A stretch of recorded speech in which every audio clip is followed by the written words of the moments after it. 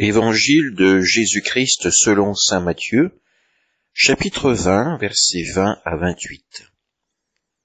En ce temps-là, la mère de Jacques et de Jean, fils de Zébédée, s'approcha de Jésus avec ses fils Jacques et Jean. Elle se prosterna pour lui faire une demande. Jésus lui dit, « Que veux-tu » Elle répondit, « Ordonne que mes deux fils que voici siègent, l'un à ta droite et l'autre à ta gauche, dans ton royaume. » Jésus répondit, « Vous ne savez pas ce que vous demandez. Pouvez-vous boire la coupe que je vais boire ?»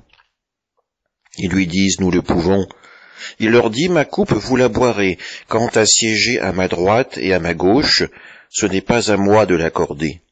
Il y a ceux pour qui cela est préparé par mon Père. » Les 10 autres qui avaient entendu s'indignèrent contre les 2 frères. Jésus les appela et dit, « Vous le savez, les chefs des nations les commandent en maître, et les grands font sentir leur pouvoir. Parmi vous, il ne devra pas en être ainsi. Celui qui veut devenir grand parmi vous sera votre serviteur, et celui qui veut être parmi vous le premier sera votre esclave. Ainsi, le Fils de l'homme n'est pas venu pour être servi, mais pour servir, et donner sa vie en rançon pour la multitude. » Acclamons la parole de Dieu.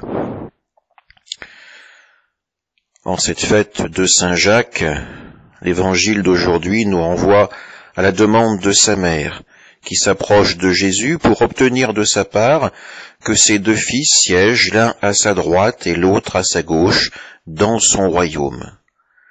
La mère de Jacques doit avoir en tête l'image de ces rois puissants entourés de leurs conseillers qui vivent dans des palais et dominent de là leur population. Jésus est bien le roi, il est même le roi de l'univers. Pourtant, sa royauté est d'une nature toute différente. Sa royauté passe par le don total de lui-même. Cette coupe qu'il va boire, nous le savons, c'est la coupe de la passion. Le royaume qu'il va gouverner, c'est le royaume de son Père, un royaume de miséricorde et d'amour. Oui, parfois, nous sommes à l'image de la mère de Jacques et de Jean. Nous avons dans l'esprit encore cet appétit de puissance, de pouvoir.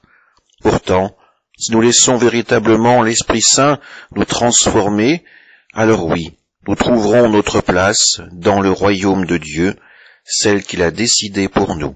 Amen.